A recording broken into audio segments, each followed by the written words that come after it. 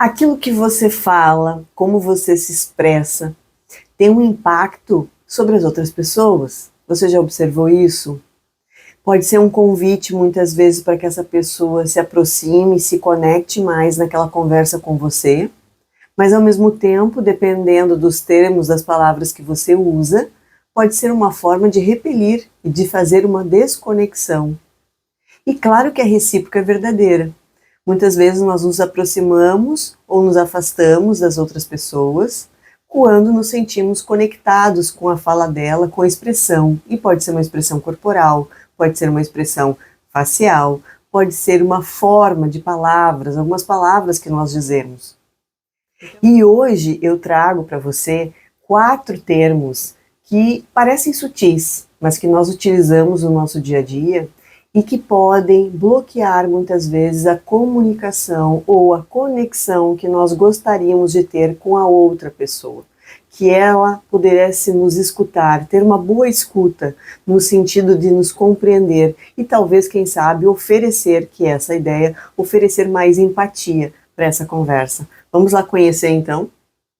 A primeira expressão que eu trago aqui para você é a expressão tenho que. Quando se direciona a mim, eu uso eu tenho que, ou quando é o outro, você tem ou tu tens que, né? É uma expressão usual, que nós fazemos isso corriqueiramente nos nossos diálogos. Eu tenho que estudar todos os dias. Eu tenho que trabalhar, levantar cedo às 5 da manhã todos os dias para ir ao trabalho. Eu tenho que ir ao supermercado todos os sábados. E quando nós nos relacionamos ao outro, nós também usamos as expressões. Você tem que limpar a sua casa, você tem que limpar o seu quarto, você tem que organizar e tirar a toalha de cima da cama, enfim, coisas do nosso dia a dia.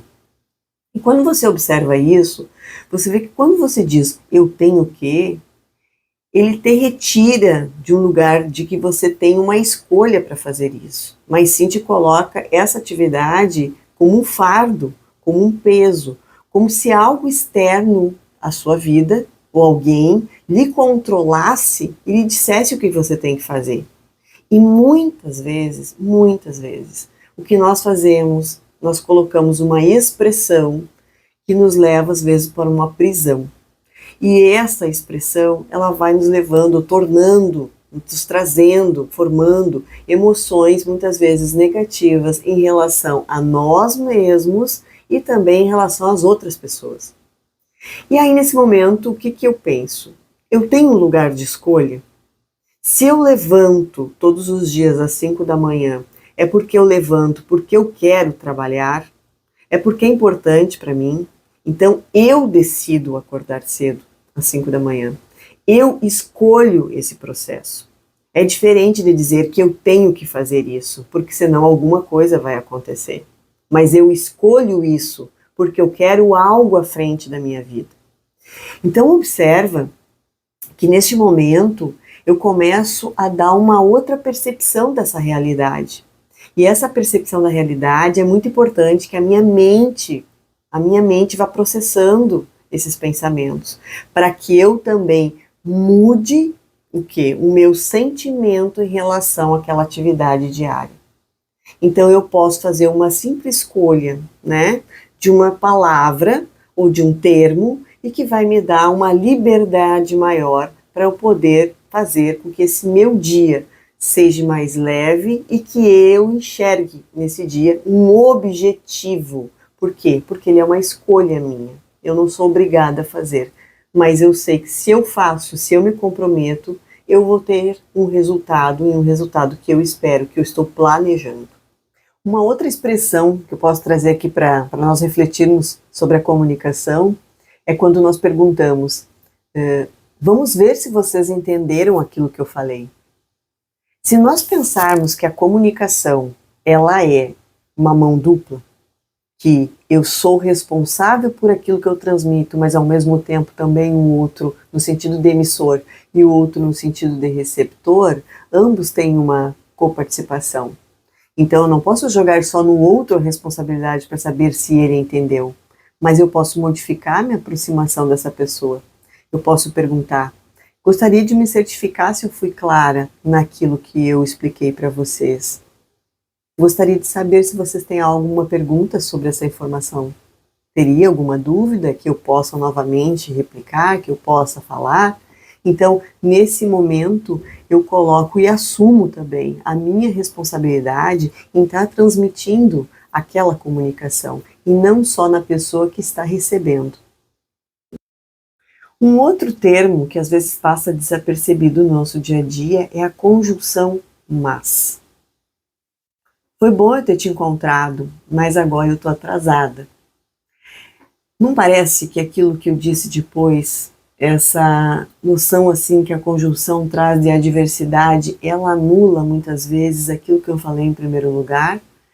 A pessoa que recebe essa informação muitas vezes pensa, poxa, foi legal, mas parece que não foi tão legal assim ter me encontrado. Então, como é que eu poderia modificar essa expressão de forma que essa pessoa receba essa informação mais tranquila, lá do outro lado, essa mensagem chega mais tranquila, mais leve, e que ao mesmo tempo eu também seja honesta com aquilo que eu estou falando, eu seja autêntica com os meus sentimentos, que eu não vá deturpar ou mentir nesse momento. Foi bom eu ter te encontrado, mas ao mesmo tempo eu estou atrasada para chegar no horário, eu tenho um horário para chegar às 14 horas. Nós poderíamos nos encontrar em terça-feira, neste mesmo horário, que eu estaria disponível, a gente poderia conversar, quem sabe tomar um café. Então, nessa complementação de ao mesmo tempo, dá uma ideia para outra pessoa que ela não perde a importância, mas que nós podemos, naquele momento, sermos sinceros, sermos honestos e dizermos que nós estamos atrasados, atendendo em primeiro lugar, que é o meu compromisso, que é estar naquele local. Eu tenho um compromisso com outra pessoa e que eu posso e estou aberta a encontrá-la em outro momento. Um outro termo que é muito comum no nosso dia a dia, frequentemente a gente usa, são as desculpas. As pessoas pedem desculpas por mínimas coisas e nós não compreendemos muitas vezes o que esse termo quer dizer. Ele traz o peso da culpa. Você pode realmente, em alguns momentos, estar se sentindo culpado. Se você estava com um café e derrubou o café sobre alguém, estava no trabalho, essa pessoa não tem como trocar a roupa, realmente aquele sentimento pode vir de dentro de mim e eu me sentir culpada. E eu pedir desculpa para essa pessoa, porque eu não tenho como reparar esse dano agora. Mas muitas vezes não é isso que acontece. Nós mandamos um áudio para alguém, e às vezes não conseguimos responder essa pessoa a tempo, no mesmo dia ou logo na sequência, e nós acabamos mandando um áudio depois de, sei lá, algumas horas, 2 dias depois, eu pedindo desculpas, porque talvez, será que eu me sinto culpado? Ou apenas eu sinto muito por não ter respondido ela no momento que ela necessitava. Então, muitas vezes nós podemos pensar que esse termo, desculpas, o que ele representa? Saindo do comportamento automático, das expressões automáticas que nós utilizamos, sem pensar os seus reais significados, os seus verdadeiros significados.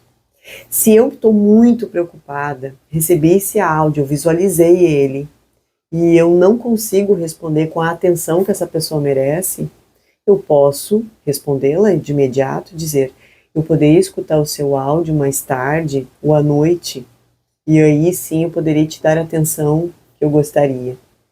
Então, quantas vezes nós podemos substituir a culpa por um sinto muito, ou quem sabe até mesmo um obrigado.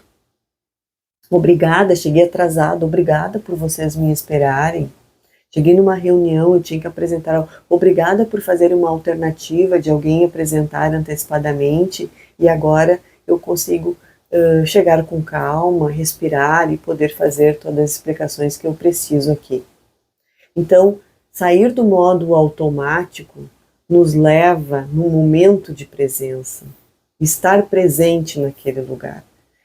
E estar presente significa se conectar mais com as pessoas que estão neste momento e saber que elas são, e que nós todos somos, responsáveis pelas informações e pela forma com que nos comunicamos. E nós podemos melhorar essa forma através de uma linguagem mais consciente, de uma linguagem mais assertiva e procurando, assim como esse vídeo está trazendo para vocês, informações que vocês possam aprimorar os relacionamentos, tanto os pessoais quanto os profissionais. E aí, alguma desses termos fez sentido para ti? Você utiliza eles no dia a dia? Ou você escuta isso de outras pessoas no seu trabalho, na sua família, na tua roda de amigos? Comenta aqui nos comentários, coloca ali para mim como é que você percebeu isso e se existem também outros termos que de repente você utiliza que podem servir como base aqui de conteúdo para poder serem explorados em um outro vídeo, tá bom? É muito bom ter você aqui e saber que você pode também estar se inscrevendo e acompanhando semanalmente algumas ideias, algumas reflexões, algum material e conteúdo que pode melhorar os nossos relacionamentos conosco, né? E claro, os nossos relacionamentos pessoais e profissionais.